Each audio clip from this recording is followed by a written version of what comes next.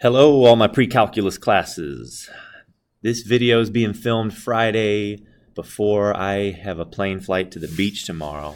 So I'm sitting here in my empty room, and I'm going to bring you a 15-minute video because that's the maximum amount of minutes that this free program can do. And I have two objectives, really. So hopefully you're settled in. The substitute has things in order. Hopefully you found where to go. Just remember to look on campus and look at the day that is titled Sub-Day Number 1, which if you found this video, I'm assuming you're there. So what we're going to do today, it's really short. We're going to practice graphing the reciprocal graphs. So you see on this page here, we're going to graph cosecant, we're going to graph secant, and we're going to graph cotangent. Now the good news is we only need to know the basic graphs for these graphs at this level. We're not going to shift them or flip them or anything like that. And I want to show you where they come from. They're directly related to their reciprocal. So sine is going to help us graph cosecant, cosine is going to help us graph secant, and tangent is going to help us graph cotangent. And that's our first objective. And then our second objective is we're going to just do a quick refresher of what domain and range means. Sound good? Okay. So to graph cosecant, remember, y equals sine of x and y equals cosecant of x are reciprocals. So what that means is cosecant is the same thing as 1 over sine. Okay? So kind of the points on the graph kind of get inverted. Right? Because if you take a 3 and then you flip it, it's now 1/3. That's what I mean by they kind of get inverted. They get flipped. So let's start by graphing our sine graph. It has a point at 0, 0. It has a point at pi over 2, 1. It has a point at pi 1, 0. It has a point at 3 pi over 2, negative 1. And it has a point at 2 pi 0. And it also goes this way. Right? There's our graph. Regular sine graph. You guys took a quiz on this on Friday. Did really well. Now check this out. Here's how we're going to use the sine graph to determine the cosecant graph. This point right here, what is the y value of that point? The y value of that point is 0. Okay? So when we take the reciprocal of 0, what are we going to get? The reciprocal of 0 is actually undefined. So then you're telling me that when the sine graph is 0, the cosecant graph is going to be undefined. So whenever you have undefined, you have to put what's called a vertical asymptote at that spot. So notice a vertical asymptote goes there, a vertical asymptote goes here, a vertical asymptote goes here, and so on and so forth. You see the pattern. Anywhere that sine is 0, cosecant is undefined and creates these vertical asymptotes. All right? So that's the first piece. The second piece, take a look at, imagine what this point is. That's the point pi over 2, 1. Well, what is the reciprocal of 1? It's just 1. So those points are going to be the exact same. So pi over 2, 1 will be a point. 3 pi over 2, negative 1 will be a point. So anytime it's 1, notice they're going to share those points. So now we just got to finish the middle portion. Here's where I need you to focus in. Imagine what this is. The y value. Imagine what that y value is. That y value is 1/2. Am I correct? Looks like it's about level with 1/2. So what is the reciprocal of 1/2? It's 2. So whereas we went over to the right just a smidge and up 1/2 with the sine graph, we will go over just a smidge and up 2 with the cosecant graph. So instead of the curves making these little kind of humps like this, all these points are going to actually get sent up to be the reciprocal. So let's imagine what this point is. This is over about 2/3 pi and up by 1/2. So when we do the reciprocal, we'll go over 2/3 pi and up by 2 again. So it actually makes these shapes. Okay? So then you go over here. And instead of it touching the x-axis like a sine graph does, it's gonna send that way. Okay, and what you then create and you're going to test this on your calculator in a second. This is just the introduction. I don't expect you to have this memorized. But you create these little, they kind of look like parabolas, but they're not really parabolas, that alternate, one going up, one going down, one going up, one going down. Okay? And this is a vertical asymptote at x equals 0. Okay? This is a vertical asymptote at x equals pi. This is a vertical asymptote at x equals 2 pi. Notice there's a lot of vertical asymptotes, and you can't cross a vertical asymptote. And so that's what the cosecant graph looks like. Okay, you should check it on your calculator right now. Let's actually pull this up.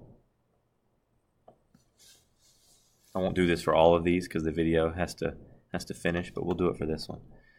So let's clear this out. And to type cosecant, remember there's not a cosecant, so we have to just do a fraction bar, and we have to do 1 divided by sine, and we put our x in there. This should look in radian mode, so it should work. There we go.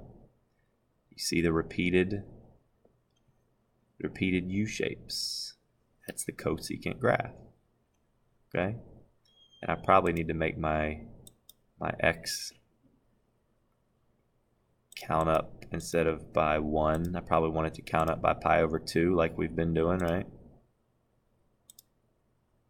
So I probably want my x-axis for every tick mark to be pi over 2. That might make it look a little more manageable. Let's see. There we go. So you can see exactly, there's an asymptote at every pi. Vertical asymptote at 0, vertical asymptote here at pi, vertical asymptote at 2 pi. So that's the cosecant graph.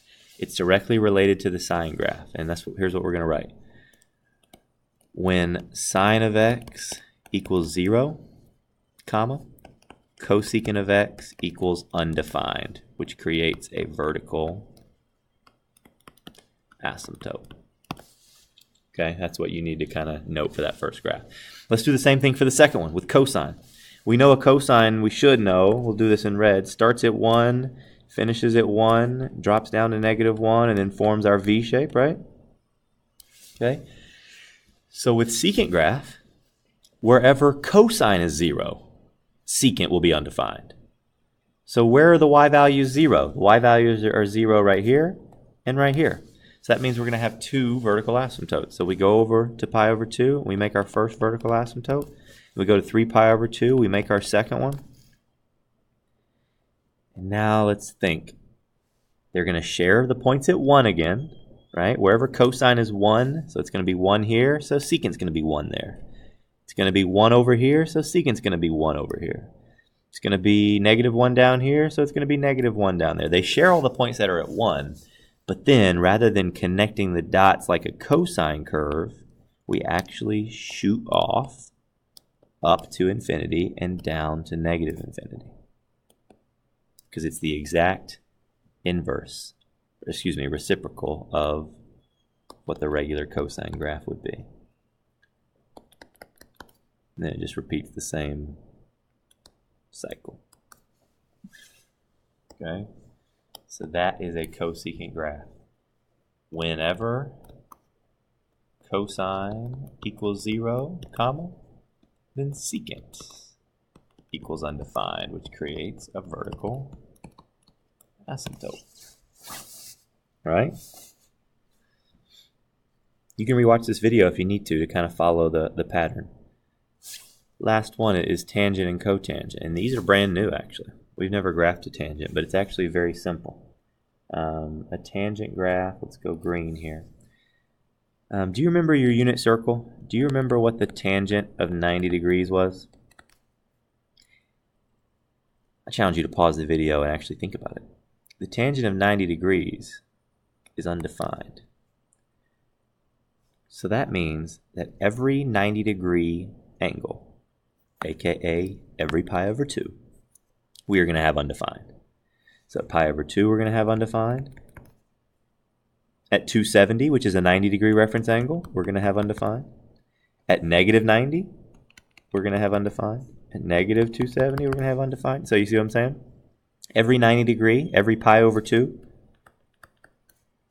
anytime there's a 2 on the bottom and it's a 90 degree reference angle, we are going to have undefined for tangent.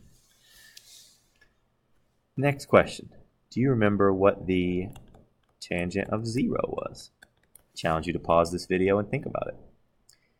The tangent of 0 is 0. So that's easy to graph.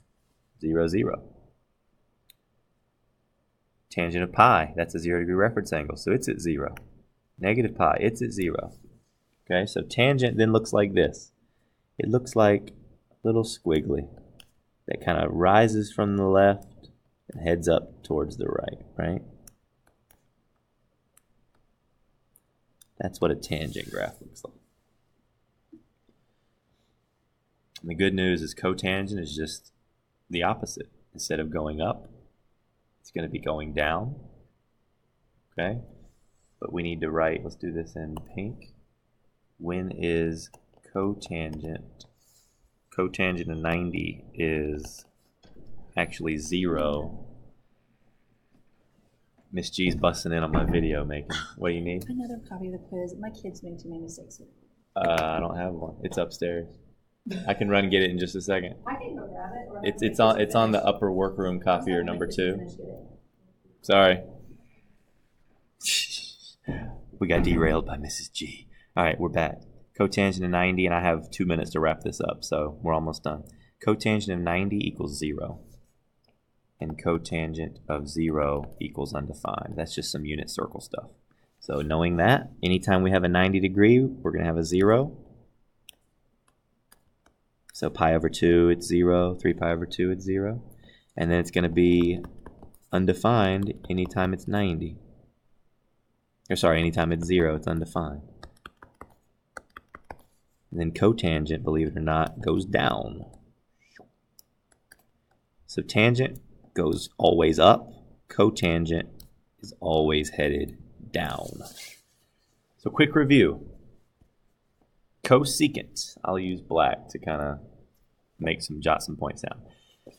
Cosecant has asymptotes every 0 or pi. So 0, pi, 2 pi, 3 pi, that's where the asymptotes are.